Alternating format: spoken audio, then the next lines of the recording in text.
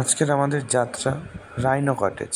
আমরা ফালাকাটার থেকে আলিপুরদুয়ারের রাস্তা দিয়ে শুরু করে সোনাপুরের আগেই ব্রিজের পাশ থেকে আমরা বাঁ দিকে ঢুকে গেলাম জলদাপাড়া অভয়ারণ্যের দিকে।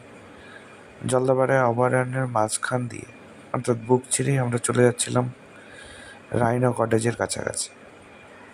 রাস্তায় ঘন জঙ্গলের মাঝখানে দিয়ে হালকা বৃষ্টির মধ্যে দিয়ে আমরা বন্ধুরা বাইকে করে পৌঁছে গেলাম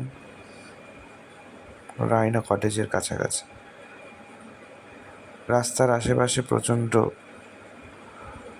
বন জঙ্গলে ভর্তি, কিন্তু রাস্তার অবস্থা খুবই সুন্দর, সেই জন্য আমাদের বাইকে যেতে কোনো ধরনের কোনো অসুবিধা ফিল করিনি।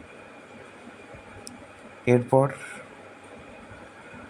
রাস্তা আমরা যতদূর ভাবছি যে রাস্তাটা খুব তাড়াতাড়ি শেষ হয়ে যাবে, কিন্তু ততদূরই শেষ হয়নি। মোটামুটি আমাদের ফালাকাটা থেকে 1 ঘন্টার মতন সময় লাগলো জলদাপাড়া রাইনো কটেজের কাছাকাছি যেতে। মাঝখানে আমরা রাস্তা ভুল করে ডান দিকে ঢুকে গেছিলাম। কিছু দূর যেতেই আমাদের ফিল হলো যে না, এই রাস্তাটা ভুল। দেন আমরা ওখান থেকে আবার রিটার্ন ব্যাক করি। এখন আমরা যাচ্ছি, দেখা যাচ্ছে আমাদের সামনের বন্ধুরা যাচ্ছে। এখনও কিছু দূর গিয়েই এই তো সে আবার সঠিক রাস্তায় চলে এসছে। সেই জন্য যাওয়ার আগে অবশ্যই সঠিক রাস্তাটা কোনটা গুগল ম্যাপে ঠিকঠাক করে দেখে নেবেন। আর যদি বাইকে যান, বাইকের রুট দুটোভাবে আছে। একটা ব্রিজের পাশ দিয়ে বাঁ দিকে ঢুকতে পারবেন, আর একটা ব্রিজের অনেকটা আগে দিয়েই বাঁ দিকে ঢুকতে পারবেন। এইভাবে আমরা চলে যাচ্ছিলাম মোটামুটি প্রায় কাছাকাছি জলদাপাড়া রাইনো কটেজের। সেই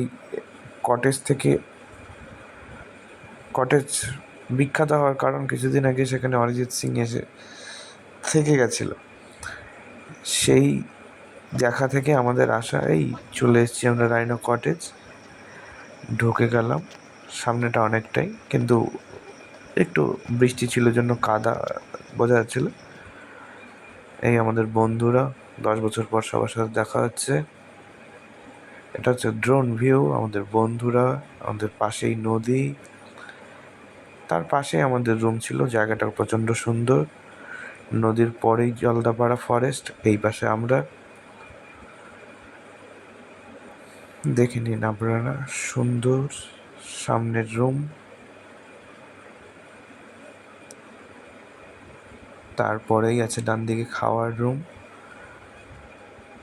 এটা এখানকার মেনলি ম্যানেজারের থাকার জন্য জায়গা। এটা আমাদের রুম ছিল, এখানটা আমরা ছিলাম রাত্রে। টোটালটা কাচের, উপরে নিচে 2 জায়গায় বিছানা, সুন্দর 2টো বাথরুম ছিল, এসি ছিল, সাথে সেখানের মনোরম পরিবেশ এবং খাওয়া দাওয়া। আর আমাদের বন্ধুরা রাত্রিবেলা একটু তাঁবুতেও ছিলাম, বনফায়ার করেছি।